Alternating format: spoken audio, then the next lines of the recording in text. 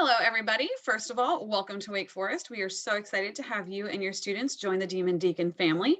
My name is Betsy Adams, and I serve as the Assistant Dean for Leadership Initiatives and Fraternity and Sorority Life in the Office of Student Engagement.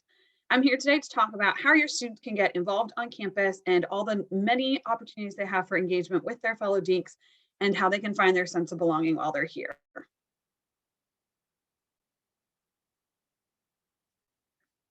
So the Office of Student Engagement is a team of 7 professionals who our mission statement is listed here, but I think the thing that really resonates is our vision, which is helping every deacon find their place. We know that it's really important that students obviously engage in the academic mission of the university, but the relationship that they build with their peers is also really vital to their success in college. We know that because all of the national studies have demonstrated that involvement on campus significantly increases persistence in the university setting. So point being, those students who are involved in student organizations, that they take on leadership positions, have jobs on campus, et cetera, are far more likely to graduate from that university and graduate within 4 years, which ultimately, I think that's the goal that we all have for your students. So we really are excited for them to take these opportunities to find ways to get connected on campus. So what does connecting on campus mean? And we have 10 things listed here. However, there are so many ways to get involved at Wake Forest, but it includes student organizations, fraternity and sorority life, student union, our programming board, leadership initiatives, student government, our engagement consultants, our online platforms that help people find their student organizations and sense of involvement, campus traditions and events, and a lot of things that our campus partners and spaces also offer on campus. So even if there are things that students are excited about and they want to get involved in and they don't come directly from the Office of Student Engagement, we know how to get them connected to that, and we're going to make sure that we talk about that later. So the easiest thing that your student can do, and they can go ahead and do this now, they actually probably had access to it a couple of weeks ago by the time you watch this video, is the link. The link is our online platform for student engagement. It has over 250 ways for students to get involved on campus. They log into the link, they are automatically create an account for them using their Wake Forest credentials, so Wake Forest ID and their Wake Forest password. So they can log in, they update their profile, particularly with their interests, and they can browse organizations and events. It's not just our student organizations that are on there. A lot of our campus offices have also created pages. Some of our other initiatives have pages on there. And a lot of people, particularly for on-campus events, whether or not they even have a direct link page, have those events listed on the link. The involvement fair will be their first opportunity that they have when they come to campus to actually start getting to know those campus partners, student organizations, and our community partners. It is scheduled for August 31st at this point. It's typically a late afternoon for 3 hours. Outdoors, we have our, again, student organizations, campus offices, and community partners are there. So if they're looking for ways to volunteer, if they're looking for organizations that match their interests, or they've heard about a really cool office on campus, odds are they're going to be able to find them at the involvement fair. Everybody has a table, they have lots of handouts, giveaways. Many students find they probably actually put their name on too many email lists and regret that afterward. But it's the easiest way to go and actually talk to people in those organizations about what it is that they're excited about. I definitely recommend going back one slide to the link because our involvement fair can feel a little bit overwhelming since there's usually over 200 partners out there. It's definitely helpful to get on the link and start exploring. So if your student is really excited about community service, they can use the search feature in the link, go ahead, find the names for all of our service-oriented organizations. Then when they get out to the involvement fair, they actually know what groups to start looking for, as opposed to just wandering up and down the aisles and hoping they stumble upon the right thing. So those are two of the easiest things that they can do that also go really well hand in hand as they first get to campus. And if they're still overwhelmed or unsure what to do, whether before the involvement fair or afterward, we have some awesome student leaders on campus called the engagement consultants. These are peer leaders who are basically charged with helping students find their sense of belonging. They're already involved in a lot of different things on campus. They're RAs, they're in student government, they're in fraternities and sororities, they're in music groups. I mean, they are everywhere. They're involved in research. So they know how to help students get connected because they have mastered the art of it themselves. So they will provide one-on-one consultations with your student to talk about what are they excited about? What are the things that they love to do in high school? What are the things that they want to do to help them stretch themselves a little bit? And they will help them create a personalized involvement plan. The easiest way to get involved in the engagement consultants is to complete the interest matcher that is located on the link. We're going to talk about the link a lot today. It's really important.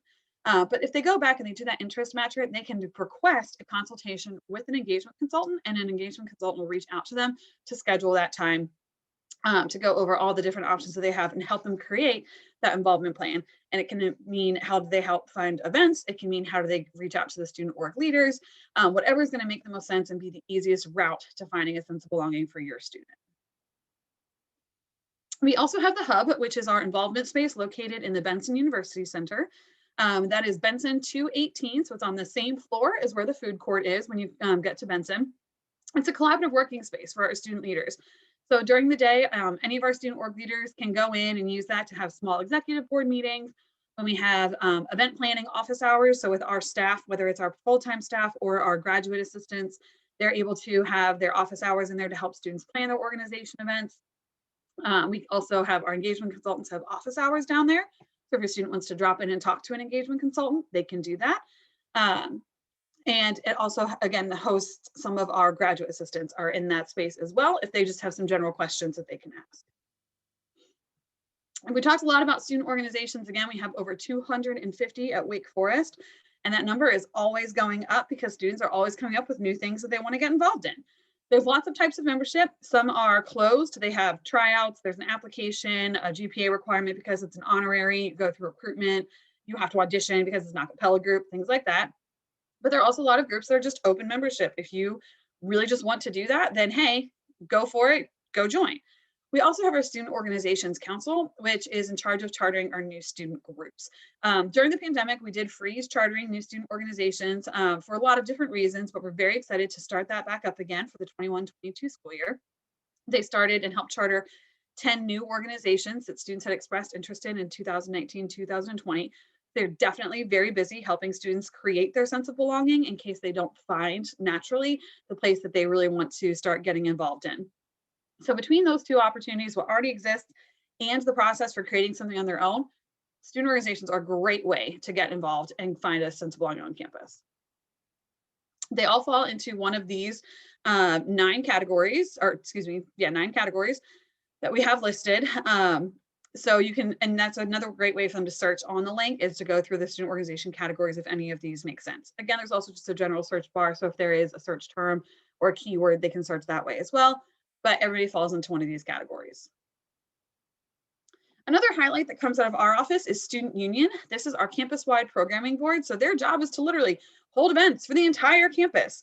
They offer more than 200 programs throughout the year. So in these photos, you can see they started a couple years ago, Wake Forest birthday party. So every year around our chartering date, they host a birthday party to celebrate Wake Forest, and any of our students can attend and participate in that.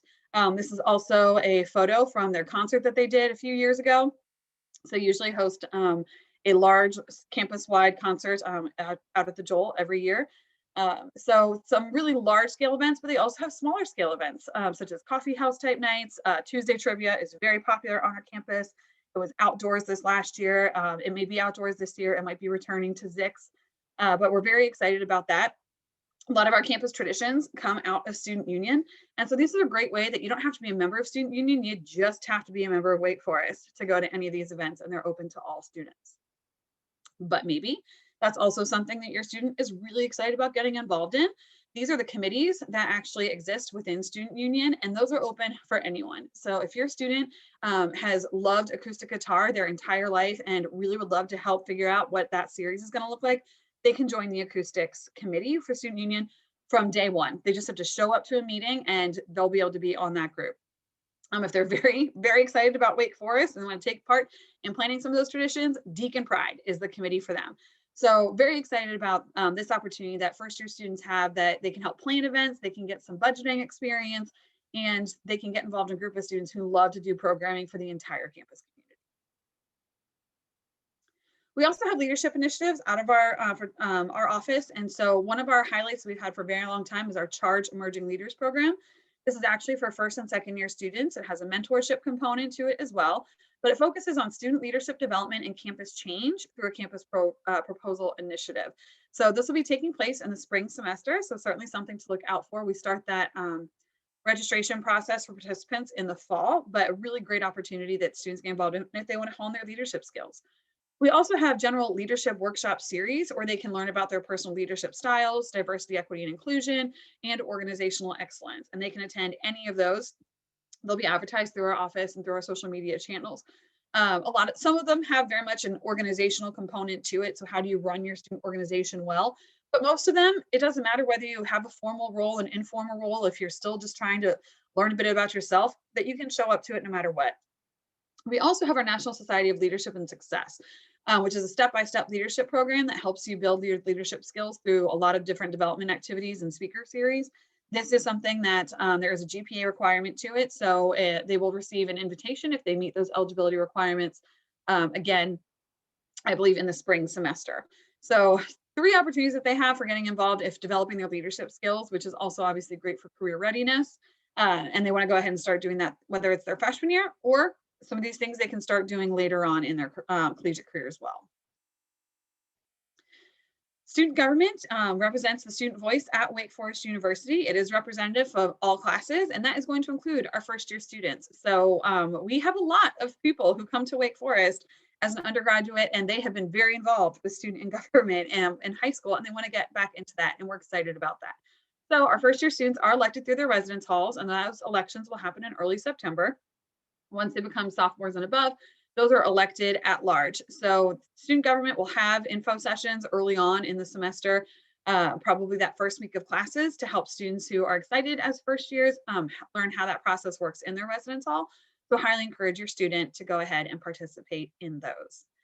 We are going to pause at this point because due to the length of these, I'm going to break this into 2 sections. So if you find part 2 of that, we're going to focus really on fraternity and sorority life and finalize our presentation there.